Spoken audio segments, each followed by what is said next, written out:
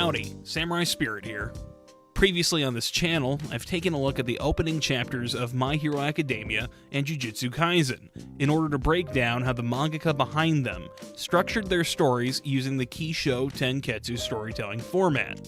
Some of you in the comments have mentioned that story structure isn't just something that only appears on the chapter level of a story, and you're absolutely right. In fact, the Kishōtenketsu format, the common story structure used in most manga to break down a story into 4 parts, can be observed in almost every level of a story. From chapters, arcs, and even an entire series down to single conversations within one chapter. So let's take a look at a scene from Chapter 8 of My Hero Academia and see if we can figure out how it can be broken down into the Kishōtenketsu format. Key Introduction. This scene is about All Might introducing a new challenge for Class 1A to overcome in their training. It begins on page 4, with our protagonist Deku entering the training grounds and being unable to get through a conversation with his classmate Ochako. Show Development. The story develops on page 6, when All Might announces that the class will be participating in indoor anti-personnel battle training, which means that the class will be divided into villain and hero teams in order to practice against each other. All Might then clarifies the rules of the training and explains that the teams will be randomly selected.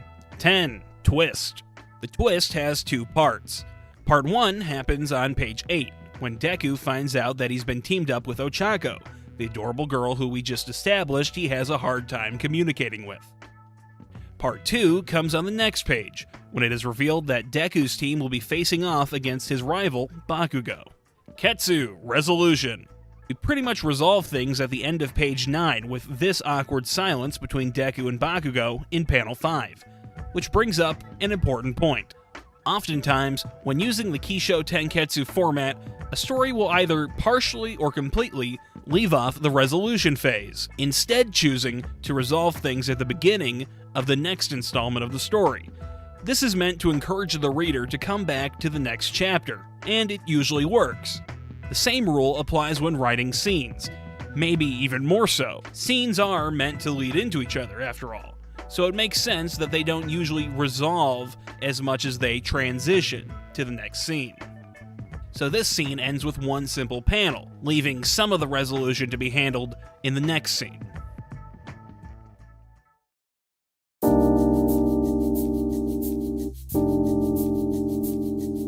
So that's how Kishōtenketsu appears in a scene from My Hero Academia. In previous videos on this channel, I've talked about the proportions of a story, spent on each element of story structure, how much time is spent on the introduction versus the twist, etc.